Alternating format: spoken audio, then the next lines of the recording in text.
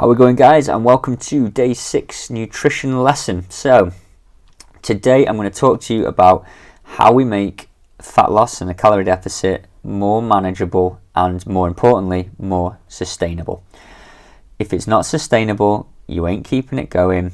You stop and you go back to eating what you were before, and you're not going to get those results that you want. So like we mentioned yesterday, it's all about, we don't want to make this hell, okay? Don't put yourself in a crazy big deficit because it's just not going to last, okay? Little deficit and just ease down every couple of weeks when you start to notice that what you're seeing in the mirror, it doesn't feel like it's changing as much, okay? Now, sometimes fat loss does stall and we just need to be a little bit patient. The key is not to make rash decisions and go, well, I'll whack another 300 calories off just because for one day you didn't see a change. Trust you're in a deficit and that it sometimes just stalls a little bit and comes down. Plus, you might not also see the areas the fat is coming off. So if it's like lower back or like lower leg or something, you're not going to notice that because everyone's just fixated on the abs and the stomach, and that's not always where it's going to come off. So just be a little bit patient and play a longer game. So little tips we can do to help with fat loss is, number 1, keep that protein nice and high. This is where we want to keep using our 1.6 to 2 grams per kilo. It'll help hold the muscle mass and it helps keep you fuller for longer. So you're not going to get as hungry and you're not as inclined to sort of snack on additional calories. We're looking to also get as much food in as we can for the calories that we have. So this is where using things like veg to fill out meals can be quite useful, as it will help you psychologically. You see a lot of food on the plate and you're like, right, okay, that's going to be quite filling. And again, because there's such nutrient density in veg, you're going to feel a bit fuller and a bit more satisfied.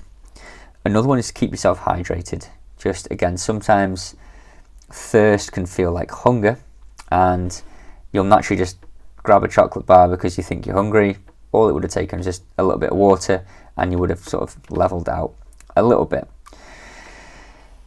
What I would also suggest, especially in females, is take what we call diet breaks. So a few ways we can achieve this is you can sometimes do 5 days in a deficit and then 2 days at maintenance calories. So that's where we go body weight in kilos times 22 times 1.2, and that'll give you maintenance calories. So you can just bring the 2 days back up to that number. Probably a weekend is the best time to do it. It just gives you a bit more freedom to maybe go for a meal out or just have a few little treats. Because Monday to Friday, a lot of us are working. It's quite easy to stick to a calorie deficit because there's a structure, there's a routine, and you're busy. Weekends, you've got a lot more free time. You're going to socialise a lot more. That's where things possibly don't quite line up to what we're looking for. The other option you can do is maybe something like 3 weeks in a calorie deficit and 1 week at maintenance. This tends to work quite well with females because we can play it around your menstrual cycle. So like we mentioned way back in one of the intro videos, I think, that 4th week of your menstrual cycle, you're going to be incredibly tired, irritable, hungry, and you're going to probably see 5 to 10 pounds in weight gain just in that week. So let's not give you another thing to worry about in terms of a calorie deficit. Let's bring that week back to maintenance. You're hungrier, so we'll give you a little bit more food. You're tired, so we'll give you a little bit more food. You're irritable, so we definitely give you some more food.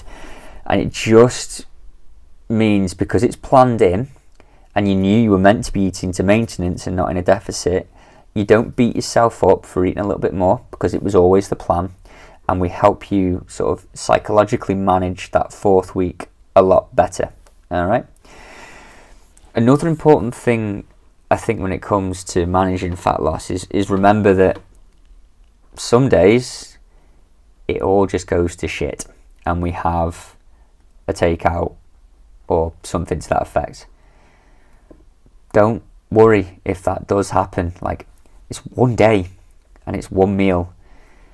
Just go, right, okay, not ideal, and just get straight back to your deficit the next meal or the next day.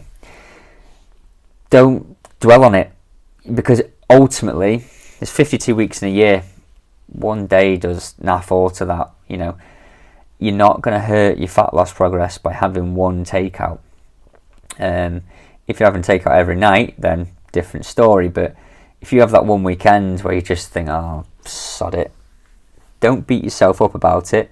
Just get back to plan. Do what you've always done to get your fat loss with your calorie deficit, and you'll be fine again. You know, let's say saving for a house. You're trying to say you need to save £10,000, so you put away £1,000 each month.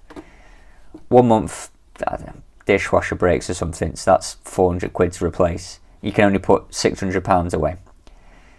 You don't just stop saving for a house because you can only put away 600. Now you just go, well, I might do £1,100 the next few months, or just give myself a little bit longer to save. It's the same with your calorie deficit.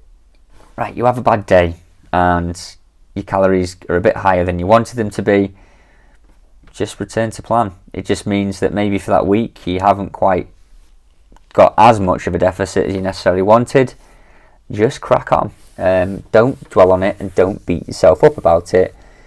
Return to good habits and fat loss continues. Alright, so I hope that gives you a few little tips about how to manage fat loss. If you want sort of more guidance on your exact situation, then just comment below and I'll get right back to you. Alright guys, I'll see you in the next video.